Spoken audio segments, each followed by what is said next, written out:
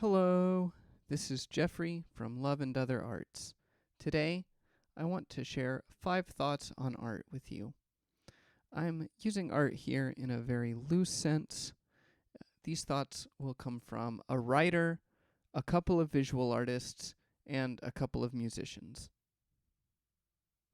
Let's begin with famous Russian writer Leo Tolstoy.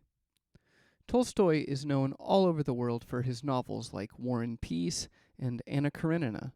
Of slightly less renown are his religious writings, which at the time of their writing were suppressed by the Russian government. Even less commonly read is Tolstoy's book-length essay, What is Art? In that book, we find this gem. What a strange illusion it is to suppose that beauty is goodness. In Tolstoy's view, the point of art isn't to be beautiful, and in fact, many great works of art are not beautiful. Some art is horrifying, or appalling, or meant to stir a sense of injustice. Tolstoy believed that art served as an emotional equivalent to language. Words express thoughts, arts express emotions. While most anyone would agree that art can serve this function, many would disagree that this is in fact the exclusive purpose of art. Art can also be purely decorative without necessarily communicating anything. Art can also be used for more pragmatic functions, like recording history with painting, or memorizing with rhymed verse, or synchronizing movement with music. Next is French visual artist Marcel Duchamp. Duchamp famously declared, "Taste is the enemy of art." By taste, Duchamp meant the fads in art, which change greatly from time to time and place to place. Attempting to conform to taste necessarily limits an artist's creativity. In the realm of art, limits are unavoidable and often helpful, but following limits too closely, especially those imposed by taste, can leave art stuck in a rut, choking out innovation. Next, we will jump across the proverbial pond to look at an American visual artist, Andy Warhol. Warhol said, "Don't think about making art, just get it done. Let everyone else decide if it's good or bad, whether they love it or hate it. While they're deciding, make more art." In my life, any time before this year really, I've struggled with having lots of creative ideas, but no creative output.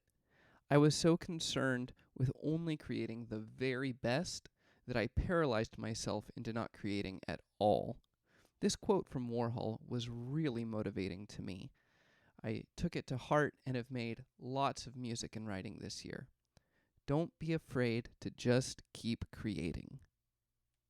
Shifting our focus from visual art to music, we have a quote from trumpet player, composer, and band leader Miles Davis, who said, "If you hit a wrong note, it's the next note you play that determines if it's good or bad." Sage advice, both about playing music and about living life. Any system we have that governs correctness in art is at best a guideline, and often art with staying power deviates from these guidelines in some way. So, when you find that you've made a mistake, it's your chance to turn mistake into innovation. There is one more artist for us to examine, the singer-songwriter Leonard Cohen. Cohen once said about the nature of hard work in art, "If I knew where the good songs came from, I'd go there more often." With this quote, Cohen gives us another reason to create continually. To the casual listener, it might seem that Cohen had an endless supply of brilliant songs, but Cohen admits to not knowing where the good songs come from. Instead, Cohen wrote every day and only occasionally ended up with a good song.